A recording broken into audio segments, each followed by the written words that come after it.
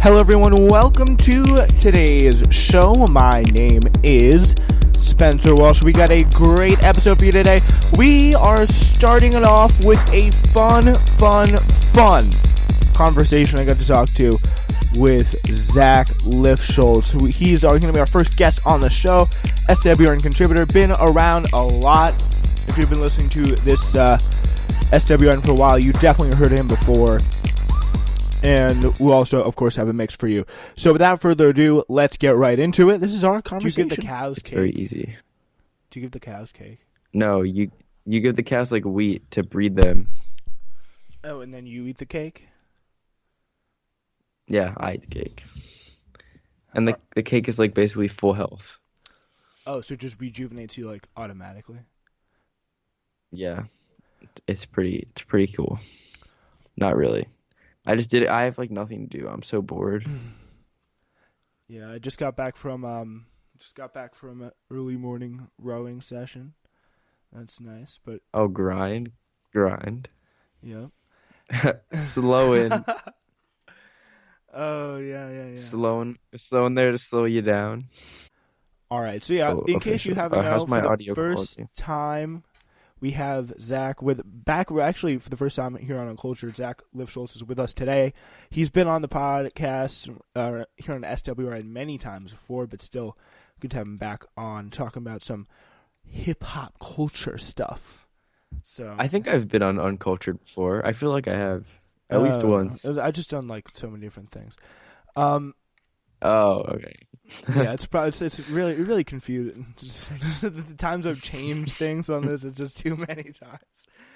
Anyway, so Zach, what music have you been listening to lately? Because we haven't talked about music in a while. And I don't know like what your playlist is looking like. All right, right now, I am listening to some Count Bass D. He just released this album, or I think it's an EP actually, because it's only like 22 minutes. Called Edibles. It's basically a beat album, so no rapping, just beats, and I'm vibing with it. You're vibing with that? Yeah, I think my favorite track, CBD type beat. It's the first track on the EP. Pretty sick. I'm loving it. Count Based D. Did you say? Count Bass D. Yep. Frequent collaborator of my main man MF Doom. Yep. You know what's up. I see. I already see an MF Doom song popping up, and I'm putting his name up on Spotify. He looks like a jazz man in his picture. I wish we could talk about my numbers, but I have Google Play, so I don't know the Spotify numbers, man. Yeah. That's the thing everyone's posting on social media, the Spotify Wrapped statistics. Yeah, I got... I feel like I'm the only one who still uses Google Play in my family. Everyone else has switched to Apple, and I'm like, no. Yeah, I Apple Music did Google like copy Play, Spotify on that too. I have like so much very specific playlists. Like it would take so much time to remake them. Yeah. I mean, I probably have at least 2,000 songs in just random playlists, and like to reorganize that would be such a pain in the ass. Is it like, I think there's like ways you can do that though. I think there's like something called Song Shift where you can like move it over, you know? Oh, really? That's news to me. I gotta look that up. That somewhere, but it's possible. Well, that might change. Yeah, but I like representing Google, but Google is actually trying to cancel it basically. Oh, because you just get it because so we'll see how long. Get it for free with YouTube Red, right? Well, like I didn't originally we were looking for a streaming service. This is like 5 years ago, and they were all at this point like they were all pretty much the same. And I think my dad just picked Google Play because I don't even remember. There was like one specific reason, but anyways, yeah. Also, YouTube Red came with this, so that's like super convenient because I like to download the videos to like watch on the plane or whatever. That is nice. But now like Spotify, this is really the only difference. I mean, like also. I don't like how Spotify is so public, like Google Play, it's just like you just listen to music. Spotify, I feel like it's social media. Like I don't want people stalking my listening habits. It's pretty creepy. Yeah, I feel this kind of the same way, but I also like really knowing stats about myself ever like it's a weird thing. Like I love like knowing numbers about what I do. It's like a weird thing that I have with that. But so it's kind of like two conflicting like personality, like I guess traits that I have, and they were kind of like meshing together. And then because that was like I kind of knew what was happening because I couldn't wait till the end of the year. I just looked it up online because there's like you can look it up online and see what like your top artists are, like your top moods or whatever. So I mean, I'm just like that obsessed with like knowing what I'm listening to, even though I already know what I'm listening to because I'm listening to it. So Yeah. but who would you say that? Wait, how do you find out early? Oh, there's websites for it. There's like Spotify.me or whatever. You can look that up. Oh, okay. All right. Oh, I just looked up the song shift thing, so that's pretty cool. All right, that definitely changes stuff, but I still think I'm gonna stay with Google Play. Okay, so honestly, I don't even know who mine would be. Like, I would have to look at because 2019 has been like such a long year. Yeah. Like, I'm looking at like in the past like 3 months, I've gone through like listening to like Jesus is King like so much, and then I was listening to the Beatles for a while, Igor. Like I listened to that. Mm-hmm. Let's see, how many times I've listened to Igor like at least 50 times straight, like over like the entire album. And then I don't even know. So honestly, like that's why it's interesting because I switched the my music case. So not taste. I mean, I still like everything, but I switch what I'm listening to so often. Like I'm really curious to see what would be my most popular. But I don't really think it would be representative of like what I'm listening to at the moment because I'm like always switching. Listening to, but I think it would be interesting for sure.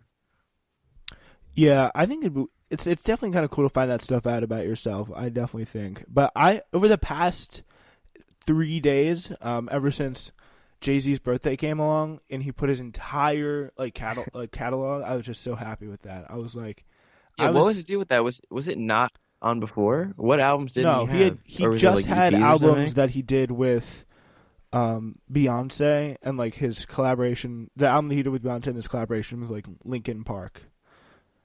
And so it was like, oh, he didn't have 444 or like anything else? No, it was just nothing. Wow, that's one for Google Play, man. Oh, because of the whole title thing. Yeah. And controversy. That's weird because Google Play has all of his music. So I guess that's one point for Google Play, or not anymore. For like the past 2 months, I've been subscribed to SoundCloud Go. And that's been giving me everything. Oh, really? You're paying for that? Not anymore. How was it? I canceled it. Like the second I've never heard of anyone paying for SoundCloud Go. Yeah, I mean it's not bad, but it's kind of weird because all the remixes get mixed in with the actual songs, but because they also like to listen to like older Travis Scott, on there. Because it's got the like who, but isn't SoundCloud like basically only hip hop? I mean, like, like fucking like Lana Del Rey on SoundCloud. I mean, I don't know. I wonder if she would put it on SoundCloud. I mean, probably. Like, I feel like everybody has a SoundCloud account of some kind. Lana Del Rey. Yeah, but like, who's active on it? I guess she is. Oh no, yeah, no. I think it's all on Go basically though. Yeah.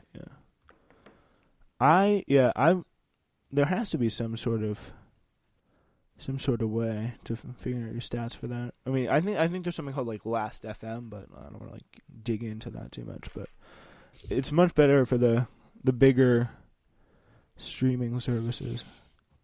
Yeah, that was pretty fun to get Jay-Z coming back, but. My biggest artists of the year, I mean, obviously, no surprise to who the first one is. I'm sure anyone who's, like, heard me talk is, like, pretty much every episode of the show I played on the show a Travis Scott song. So Travis Scott obviously was my number one, my number one choice. But Tyler, the Creator, like, he has, for such a long time, like, he's been the artist that has grown on me. And Igor, specifically, the album that's been grown on me the most, I think, ever. Like, I was like, in the beginning when it first came out, I was like, this is such a weird album with all like it's all about sound. It's not about rapping. Like that's weird. Yeah. Like, and then and I was like, and then like over the summer, someone was like, oh, you should be listening to it. And then you helped me get onto it. And then, it was, and then I just like I grew on it so much I can listen to like every song uninterrupted. Yeah. And that's the crazy thing. It's pretty sick. Yeah, and now All right, so I'm signing up for Last FM right now, so I can try to get my music stats. Well, I want to see if you can figure out how to do that. I want to see. We can get into that. All right. I'm not a robot. Agree. All right, create account. So I'm probably gonna have to link my Gmail. Is that right? Yeah, probably. Okay. Anyway, so what are we talking about today? What's on the agenda? There's a lot of interesting things on the agenda. We're talking about an interesting question because I don't know if you've heard Kanye West. He spoke at the Sunday service at the Greater Emmanuel Temple Church in Linwood, California. He said, he said that it was because he'd made an album for God that he got Dr. Dre to mix Jesus is King, and that's the only reason why. So that kind of brings the question: who's the better producer, Kanye West or Dr. Dre? And I do not know. Is this a real question? Question? I know what you're going to say on this, and the thing it's the guy, it's the man, Yeezus. Not even fucking close. How is this an argument? Are you serious?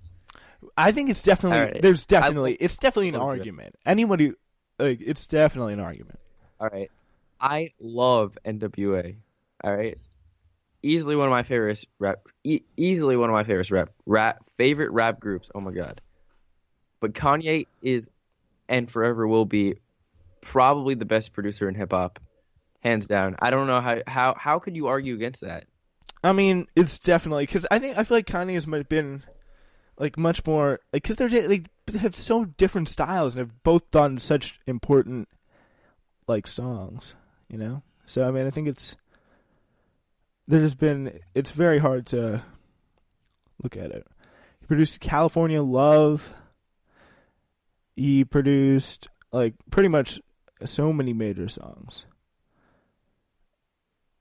Did he produce everything for Dr. Dre? Probably, yeah. All of Kanye's discography. Like just look at that. It's not all produced by him though, right? Kanye.